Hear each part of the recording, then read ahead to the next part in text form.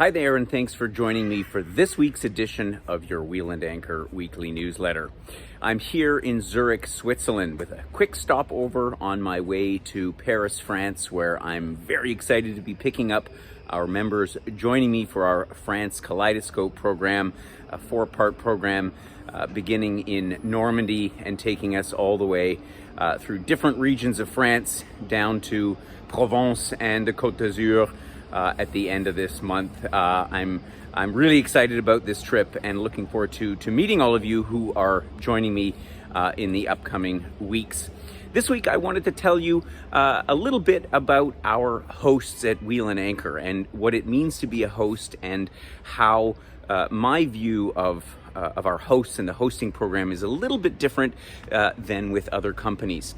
And so I had the opportunity, in fact, I invited some of our hosts who are, actually all of the hosts who are hosting our October programs together for a little workshop, if you will, a little bit of fun and exchanging of ideas and thoughts about hosting. And we were together in a little village in the mountains of Western Austria for the last few days. And so many of you will know some of our hosts already, and I want to introduce them. In fact, I've got a picture here for you that we took up in the snow-capped Alps of Austria. First of all, we have Alfred Poole, Alfie, who co-hosted with me programs earlier this year. He originally comes from the UK.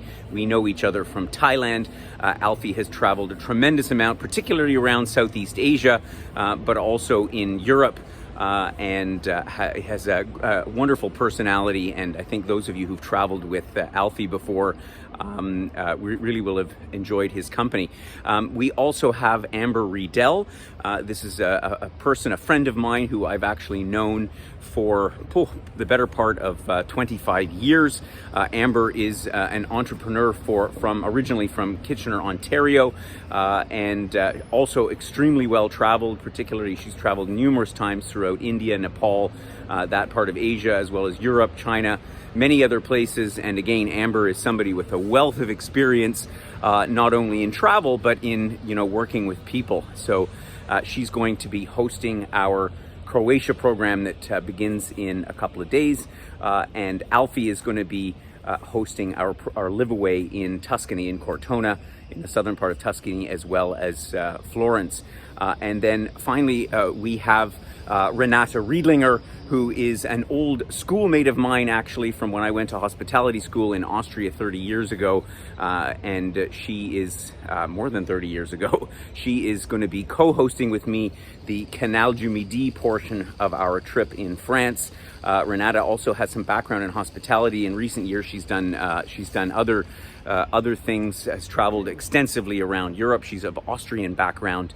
Again, a wonderful personality, and I look forward to introducing her to all of you. How I go about selecting hosts is it's really a combination of, first and foremost, it's having the right personality, the right attitude. You need to be obviously well organized. You need to be well traveled. You need to be able to sort of act on the spot and resolve any issues that come up. Of course, when we travel, there's always little issues and problems and details, and we've all experienced it. And a good host can sort of identify a problem before it even happens, and then resolve it so that in most cases you don't even know a problem's happened in the first place. So that is an important characteristic of being a host. Obviously, you need to be a people person. You need to be outgoing and extroverted, and really able to understand and empathize with every single person's own needs and wishes and desires, and to be able to do their best to not only accommodate that, but deliver an experience that meets or exceeds everybody's expectations. As I said, obviously having a lot of travel experience is really important, not only in traveling on one's own, but also in traveling with other people in groups, and knowing the dynamics of groups and all of the stresses and things that come along with hosting trips. So those are just a few of the criteria that we look at when selecting hosts.